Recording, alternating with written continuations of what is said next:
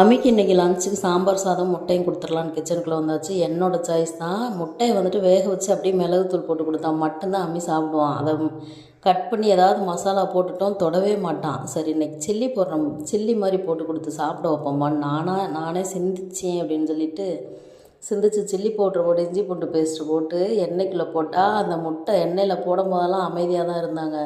போட்டு முடிச்சதுமே வெடிக்கிறாங்க. படன்னு பக்கத்துலேயே நிற்க முடியல.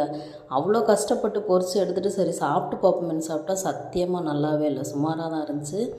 இனிமேல் நமக்கு என்ன வருமோ அதை மட்டும்தான் பண்ணணும். புதுசாக யோசித்து எதாவது சொதப்பக்கூடாது சுபி அப்படின்னு நானாக நினச்சிட்டு அந்த முட்டையை நானும் சத்தியமாக தொடவே இல்லை, அம்மிக்கும் கொடுக்கவே இல்லை. கடைசியில் அவன் பிளைனாக தான் கொண்டு போனால் 4 முட்டையை வேஸ்ட் பண்ணது தான் மிச்சம்.